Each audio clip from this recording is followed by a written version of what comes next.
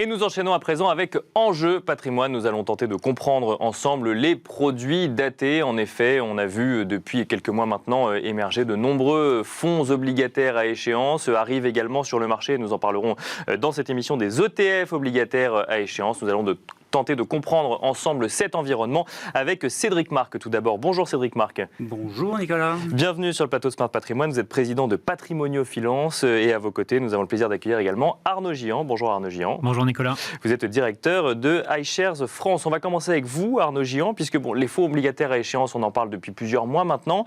Chez iShares France, vous lancez des ETF obligataires à échéance. Alors expliquez-nous un petit peu quelle est la différence déjà par rapport à un fonds obligataire à échéance et pourquoi même dans le monde des ETF, on va sur cette idée de produits datés.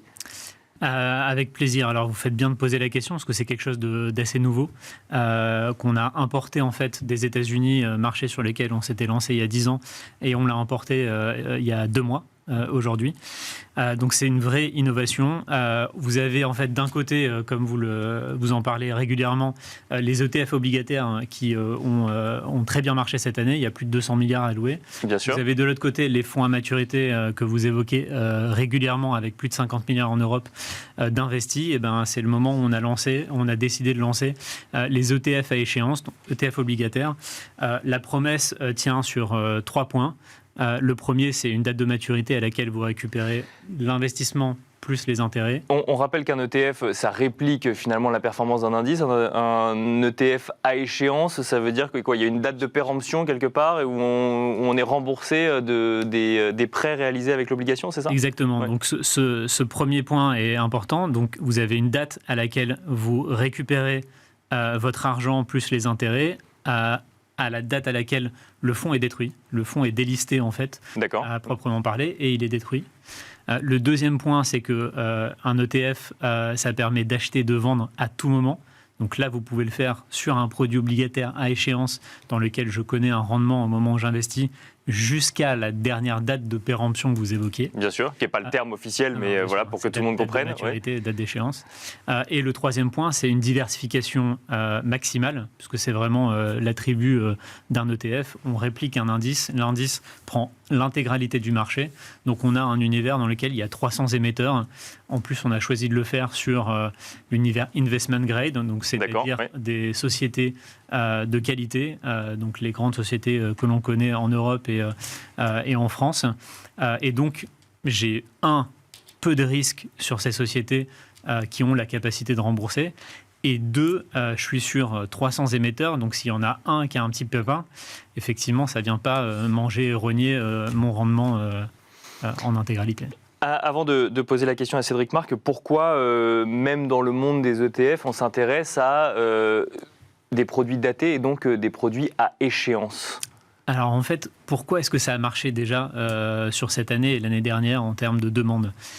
Vous avez un contexte de taux qui aujourd'hui est au-dessus de 4%, chose qu'on n'avait pas vue depuis plus de 15 ans en Europe. Donc ça, c'est le premier phénomène. Je peux enfin avoir un rendement sur mes actifs obligataires. Bien sûr. Le deuxième, c'est que malgré tout, il y a de la volatilité, il y a des sources de tension, ce qui fait en fait que les taux vont bouger.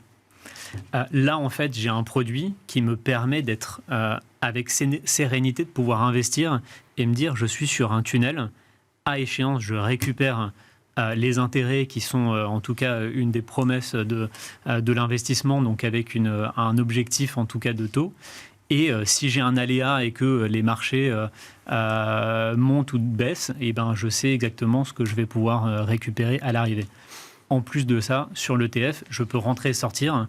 Si je sors sur les niveaux de marché. Ça ne veut pas dire que je sors forcément avec un bénéfice. Bien sûr. Si j'ai besoin de récupérer mon argent avant et que les taux en fait ont continué à monter, je peux perdre un petit peu de mon capital si je pars. Parce que la valeur des obligations évolue inversement proportionnellement au niveau de taux. Oui. Exactement. Mais là, j'ai cette option de pouvoir sortir et j'ai cette, pas garantie parce qu'on peut rentrer dans les détails, mais en tout cas, j'ai un objectif de rendement avec très peu de risques sur un investissement donné jusqu'à une date affichée. Cédric Marc, alors vous conseillez donc des épargnants sur leur patrimoine au sens large. Les fonds datés ou les fonds à maturité sont un outil parmi d'autres. Pourquoi est-ce qu'on en entend autant parler? Parce qu'il y a effectivement la possibilité de le faire. Et ensuite, l'utilisation qu'on peut avoir d'un outil, donc je parle de fonds obligataires à échéance ou de produits datés. Vous constatez qu'il y a une vraie émergence aujourd'hui, une demande du côté des épargnants? En fait, on est en 2023. Moi, les premiers fonds datés que j'ai achetés, c'était en 2013. D'accord. En 2016 et puis depuis 2022. Pourquoi? Parce qu'il y avait des anomalies de marché à cette époque-là. L'anomalie de l'année dernière, c'est qu'effectivement, il y a une très forte remontée des taux. Et pour les clients finaux, ça leur donne une lisibilité, comme disait Arnaud, sur le rendement espéré à échéance. Voilà. D'accord. Et après, il y a deux options. C'est-à-dire que dans le passé, en 2013 et en 2016, il y avait des fonds qui étaient fermés. Donc on faisait rentrer les investisseurs, on fermait les portes. D'accord. Et on avait, sauf s'il y avait un défaut à l'intérieur du portefeuille, on avait une très grande lisibilité sur le rendement que l'on pouvait obtenir à échéance. D'accord, oui. Donc les fonds à échéance fermés, je trouve que c'est intéressant de les privilégier.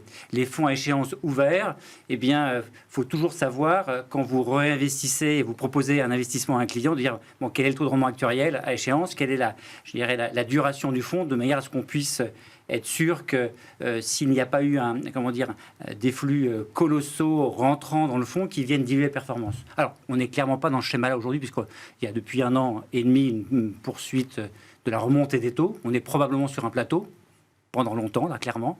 Donc, le fait d'acheter du papier et de se laisser porter, moi, je pense que c'est une très bonne idée. Le côté à échéance, ça rassure l'investisseur au final. Il a un horizon de temps quelque part qui lui est fixé à l'avance et donc il n'a pas à se poser la question de savoir quand il va devoir rentrer ou sortir, c'est ça? Alors, c'est pas tant le fait de le rassurer à l'échéance. D'accord. Mais pour moi, je trouve que ça lui donne une lisibilité sur le rendement instantané qu'il peut avoir à conditions économiques et de taux équivalentes à ce moment-là. Donc si je rentre par exemple sur le fonds, sur un fonds obligataire qui nous donne du 4,5 à échéance 2026 par exemple, je sais que j'achète dans ces conditions-là à un moment donné. Voilà. Et s'il n'y a pas de défaut, bien sûr, je reste au rendement-là. Arnaud Gian, oui. Oui, en fait, donc je pense que ça rassure d'avoir. C'est un petit peu comme quand on contracte un emprunt dans le sens inverse.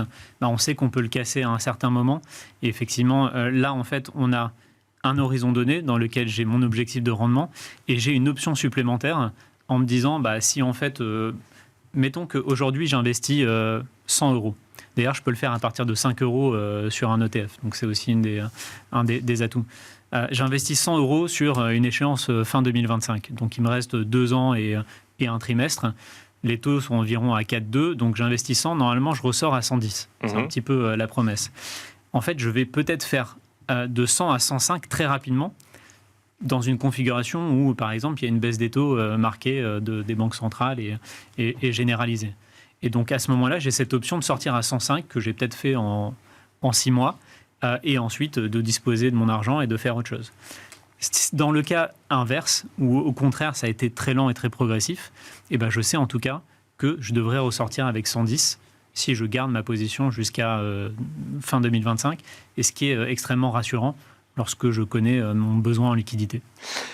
Une question peut-être pour vous, Cédric Marc. Dans une gestion de patrimoine globale, quelle part on accorde à des fonds datés ou à des ETF datés? Alors, c'est différent quand même, un ETF daté et un fonds daté. Comment est-ce qu'on définirait rapidement la différence, Arnaud Gian? Alors, donc, je l'évoquais, en fait, il y a une très grande diversification sur un ETF.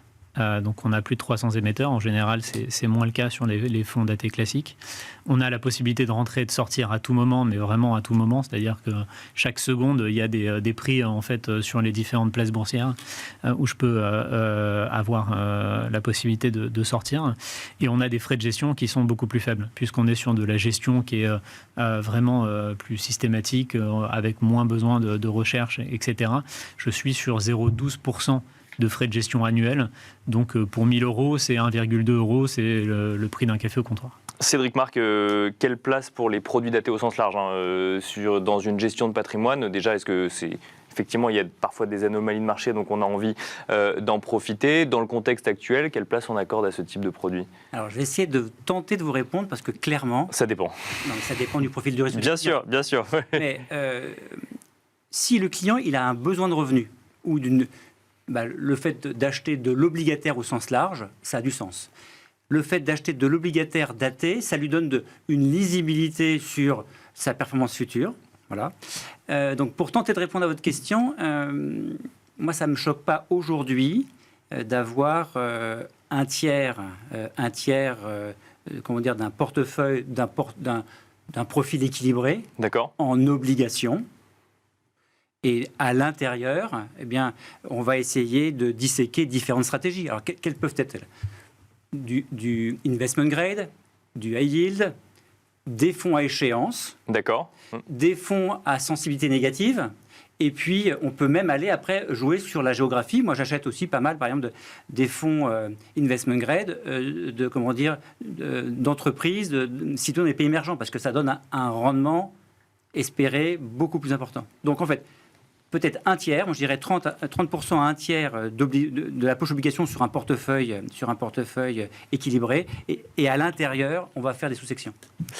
On aura très rapidement, Arnaud Gillaume, mais très rapidement, il nous reste quelques secondes. Ouais. Non, je dirais en fait que là, un ETF à échéance, ça permet d'avoir à la fois un produit d'épargne, un produit d'investissement si on prend un peu plus de risques et un peu plus sur une durée un peu plus longue, et un produit de trading parce que effectivement je peux le faire de manière très très simple et rapide. Merci beaucoup messieurs, merci Arnaud Gillaume, directeur donc de iShares France, merci Cédric Marc, président de Patrimonio Finance, et quant à nous on se retrouve très vite dans l'œil du CGP.